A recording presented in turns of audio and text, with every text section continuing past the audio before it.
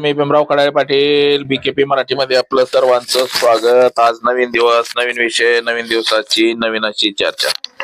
आज चर्चा घेऊन आलोय म्हणजे बघा,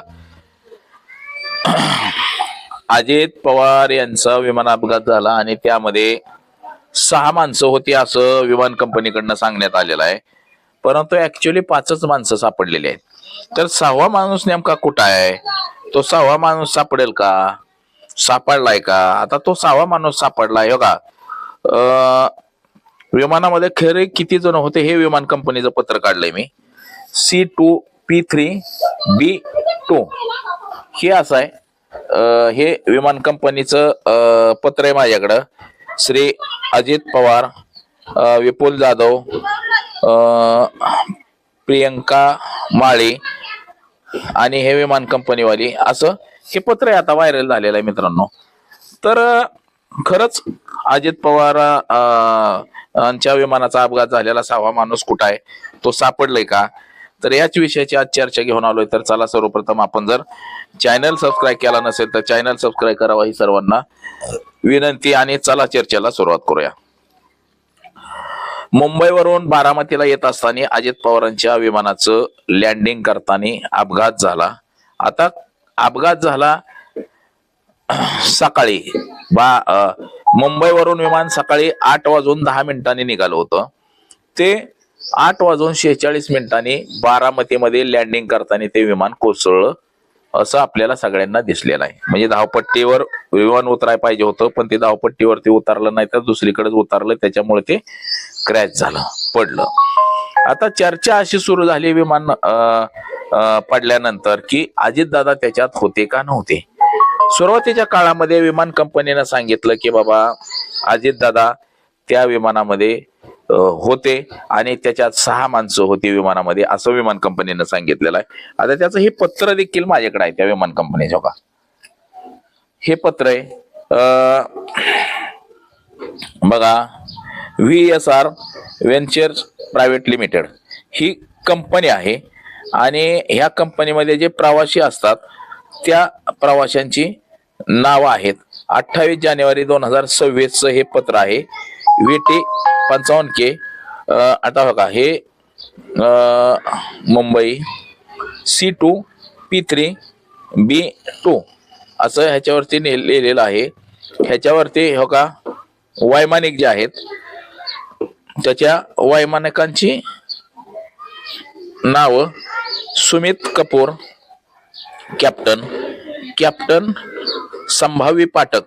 आता ही जी नाव आहे ती ही आता नंतर कंपनीनं प्लेन ज्या वेळेस क्रॅश झालं त्यानंतर हे पत्र कंपनीनं जारी केलेलं आहे. म्हणजे पायलटांची नाव. आता त्याच्या आधीचं पण पत्र आहे आपल्याकडे. त्याच्या अगोदरची जी होती लोक, म्हणजे पायलट कोण होता त्याच्या अगोदर, त्याचा जो मुख्य पायलट असतो, सह पायलट असतो आणि अजून एक असं, म्हणजे एका विमानाला, बारक्या विमानाला 3 पायलट असतात. एकाला काय अडचण आली तर दुसरा, दुसऱ्याला काय अडचण आली तर तिसरा, असे 3 पायलट असतात. तर हे 3 पायलट होते त्या ठिकाणी. आणि आता बघा, अजितदादांचं विमान क्रॅश झालं. मी वारंवार तुम्हाला सांगत होतो की अजितदादांचं विमान जे आहे हे विमान आहे ते निळ्या कलरचं विमान होतं असं.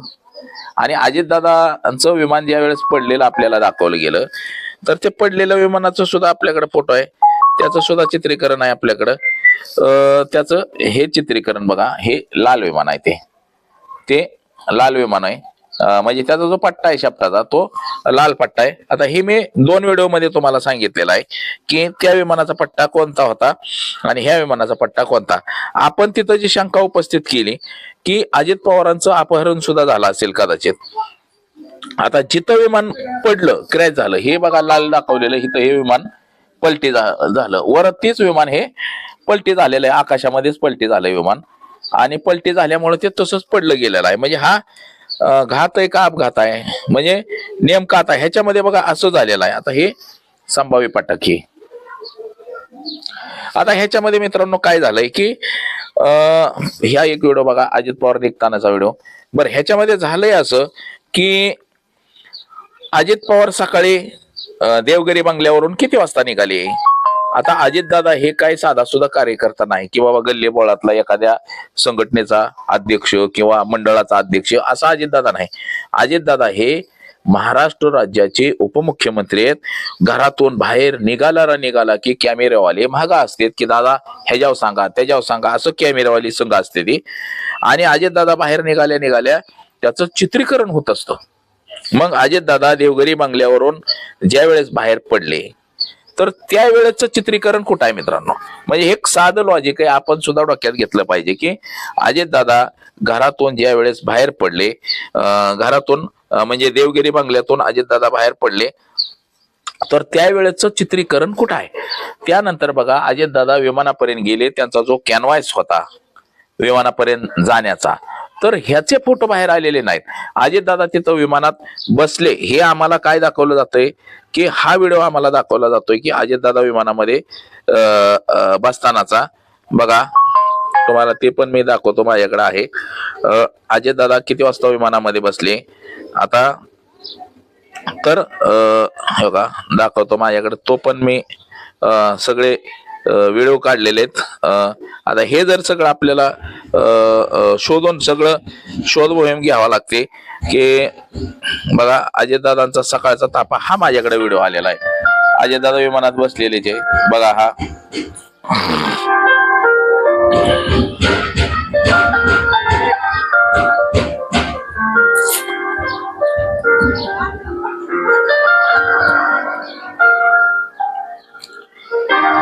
बघा हे अजितदादांचं विमान उडून गेलं.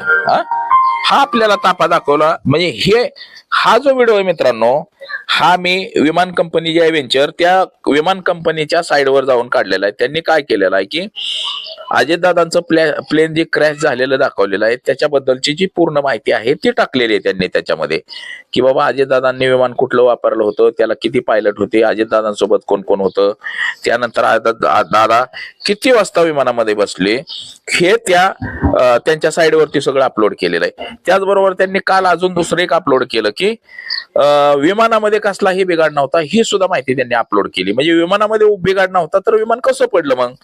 तर हा व्हिडिओ बघा, विमान ते कसं उलट झालेलं आहे बघा, हे विमान पडलेलं आहे हा त्याचा व्हिडिओ आहे. हे वरतीच ते उलट झालं होतं विमान.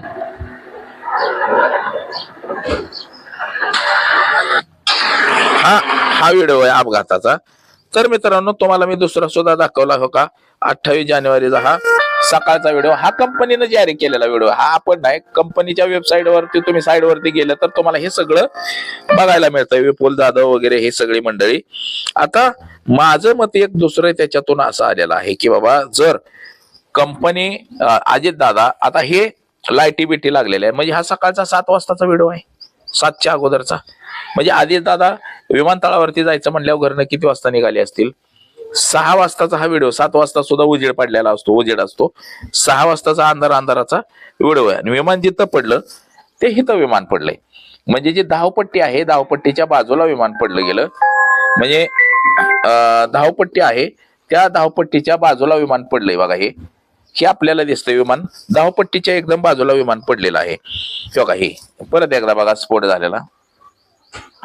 आता ह्याचं असं मत आहे, माझं सुद्धा व्यक्तिगत मत असं आहे की बाबा विमान कंपनीनं ज्या वेळेस जारी केलं होतं की बाबा विमानामध्ये 6 माणसं होती, BBC आयनं वगैरे सगळ्यांनी सकाळच्या ज्या बातम्या होत्या त्या 6 माणसाच्या होत्या की बाबा अजित पवार आणि अजित पवारांसोबत 6 म्हणजे अजित पवारांसहित 6 माणसं होती आणि 6 माणसांचा अपघात झालेला आहे. आणि या अपघातामध्ये अजितदादा गंभीर जखमी झालेले आहेत, त्यांना उपचारासाठी दवाखान्यात नेलेलं आहे, अशा बातम्या होत्या मित्रांनो. आता ही 6वी व्यक्ती नेमकी कोण आहे. आता 6वी व्यक्तीचं बद्दल बऱ्याचशा शंका उपस्थित झालेल्या आहेत. 6व्या व्यक्तीबद्दल लोक म्हणतात किंवा ती उडी मारून गेली, कोण म्हणतंय काय झालं तर कोण म्हणतंय कसं. आता ते पण तुम्हाला दाखवतो. अमोल मेटकरीजी काय म्हणतात, अमोल मेटकरीजी काय म्हणत होते बघा. अमोल मेटकरींचं मत काय होतं ते सुद्धा तुम्हाला दाखवतो मी. ते अख्खे आता विमानातून धडपड करत होते, एक माणूस पडत होता. ठिकाणी आम्ही गेलो संध्याकाळी 5 वाजता अंत्यविधी आटोपल्यानंतर तो दिवस एकादशीचा होता मला आठवतो.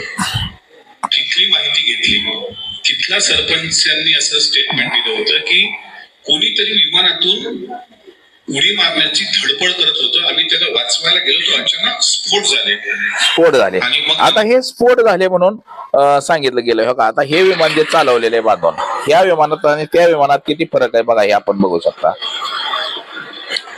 हे लाल रंगाचं विमान आहे, लाल शेपटी असलेलं, आणि ते विमान जे आहे ते वेगळ्या कलरचं. आता दादाच्या तिथं साखळी सापडली म्हणले, ही साखळी. आता ही साखळी काय कोणी पण बनवू शकतं ना मित्रांनो, साखळी बनवू शकत नाही असं काय असतंय का? तर माझं मत असं आहे की विमान कंपनी, हो का, विमान कंपनी ही उपमुख्यमंत्री अजित पवारांचा साधी सुधी विमान कंपनी नाही. विमान कंपनी म्हणजे ती काय चिंगळी चुंगळी नाही. त्याच्यामध्ये कोण माणसं बसली, काय झालं, ह्याचा सगळा विसंबूत बायोडाटा हा त्या विमान कंपनीकडे असतो. म्हणजे माणसं किती बसली, किती उतारली, हे सगळं त्यांच्याकडे रेकॉर्ड वरती असतं. आणि त्यांच्या रेकॉर्डच्या आधारेच मी तुम्हाला सांगितलं की त्यांनी असं सांगितलं विमान कंपनीने की विमानामध्ये 6 व्यक्ती होत्या. हे विमान कंपनीनं ठसून सांगितलेलं आहे. 6 माणसं होती. मग 5 माणसांच्या बॉड्या गावल्या. एक माणूस गेला कुठं? आता तो माणूस सापडल्याची काहीशी चर्चा सुरू झालेली आहे की तो माणूस सुद्धा सापडलेला आहे. म्हणजे तो माणूस जर पुढे आला, सापडला, तर मात्र ह्याच्यातलं सगळे सत्य पुढे येईल.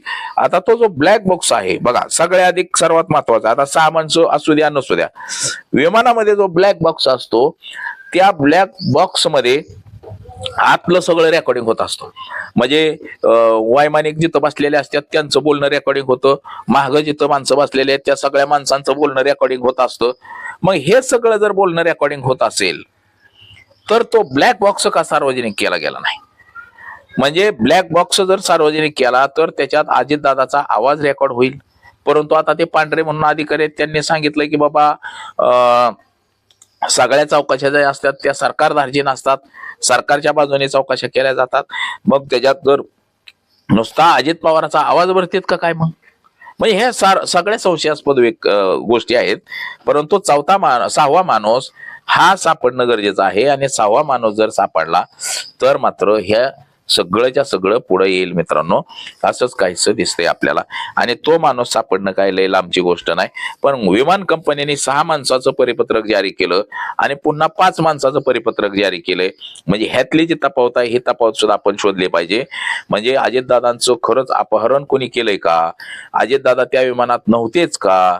आता काही जणांचं म्हणणं आहे की अजितदादांना जर्मनीमध्ये कैद करून ठेवलंय, केलंय का जर्मनीमध्ये? आता त्याची सुद्धा ती माहिती मी सगळी काढणार आहे. जर्मनी अजितदादाचं खरंच विमानामध्ये, आता त्या साईडवरनच माहिती काढलेली आहे विमान कंपनीच्या. त्या विमान कंपनीचं म्हणणं सुरुवातीचं पत्र होतं की 6 माणसं त्या विमानामध्ये होते, अजितदादांचे PA, अजितदादांचा बॉडीगार्ड आणि अजितदादा, अशी 3 माणसं, आणि त्या विमान कंपनीची 3 माणसं, अशी 6 माणसं होती. आणि 6 माणसं होती. परंतु पुण्याचं जे परिपत्रक काढलंय त्याच्यामध्ये अजितदादाचा बॉडीगार्ड विपुल आणि विमान कंपनीची 3 माणसं, अशी 5 माणसं दाखवली गेलेली आहेत. म्हणजे परिपत्रक सुद्धा विमान कंपनीने पुन्हा बदललेलं आहे. तर जी 6वी व्यक्ती होती ती नेमकी कुठं आहे? अजितदादांचे जे OSD होते, त्या नाव आहे त्यांचं, ते कुठं आहे?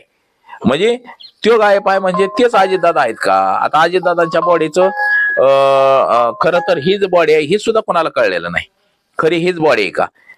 म्हणजे हा सगळा संभ्रम निर्माण झालेला आहे. म्हणजे 6वी व्यक्ती ही गायब आहे आणि ती 6वी व्यक्ती सापडली तर सगळंच ह्याच्यातलं निरसन होईल मित्रांनो, असंच काहीच दिसतंय. तर बघा, आज एवढंच. माझा सहकारी कॅमेरामन अनिकेत समी, भीमराव कडाळे पाटील, BKP मराठी, इंदापूर, पुणे.